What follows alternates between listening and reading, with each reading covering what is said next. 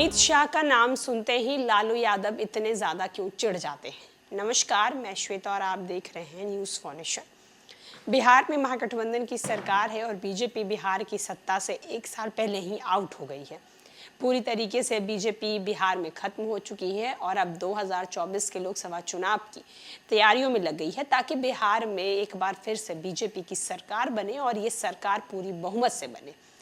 लेकिन वहीं दूसरी तरफ राजद सुप्रीमो लालू प्रसाद यादव अक्सर अमित शाह के नाम पर अपने नाक को सिकोड़ते हुए नजर आते हैं, या फिर कहे जाए कि लालू प्रसाद यादव अमित शाह के नाम को सुनते ही भड़क जाते हैं। लालू यादव राजनीतिक निशाने पर एक बार फिर गृह मंत्री अमित शाह आ गए हैं। अमित शाह बीजेपी के उन चेहरों में है जिन पर लालू प्रसाद का गुस्सा सिर चढ़कर बोलता है। एक बार फिर लालू यादव ने पीओके के मामले में अमित शाह को घेरा। लालू यादव ने अमित शाह के आरोप को न सिर्फ जवाब दिया बल्कि 24 के लोकसभा चुनाव के परिणाम की भविष्यवाणी भी कर दी।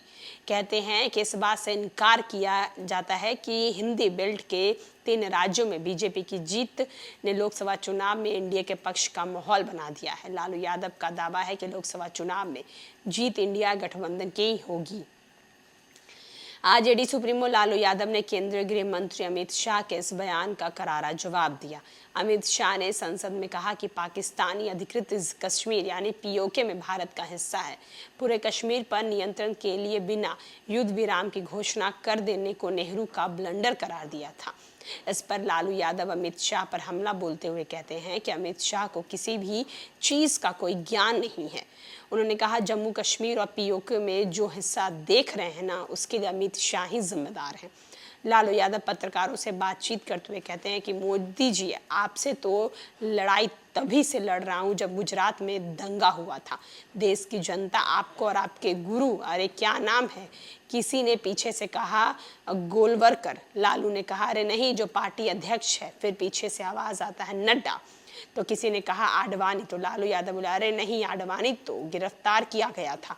तब किसी ने कहा अमित शाह। तो लालू प्रसाद ने कहा अमित शाह, ये कहाँ के शाह हो गया है भाई। दरअसल लालू प्रसाद की यह नीति रही है कि विरोधी दल के नेताओं को इस तरह से कमतर दिखाओ कि उनका वैल्यू जनता की नज़र में घट जाए।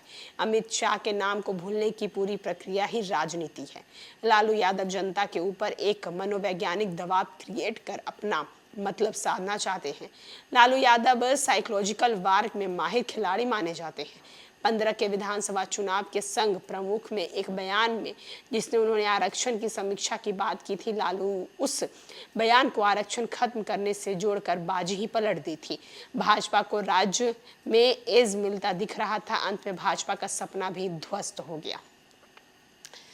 दरअसल संसद में पीओके को लेकर अमित शाह ने पंडित जवाहरलाल नेहरू पर निशाना साधा और कहा कि आज जो पीओके की हालत है वो जवाहरलाल नेहरू के कारण है। इसको लेकर अमित शाह ने राजद सुप्रीमो लालू प्रसाद यादव पर निशाना साधा। लालू प्रसाद यादव कहते हैं कि अरे कौन है वो आदमी जो बीजेपी का अध्यक्ष है।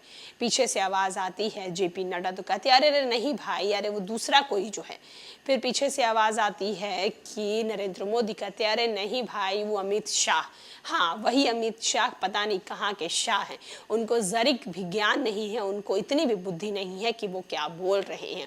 पीओके जो इस कारण तक पहुंचा है, पीओके और कश्मीर की जो हालात है वो सिर्फ और सिर्फ इनके कारण है और किसी के कारण नहीं है।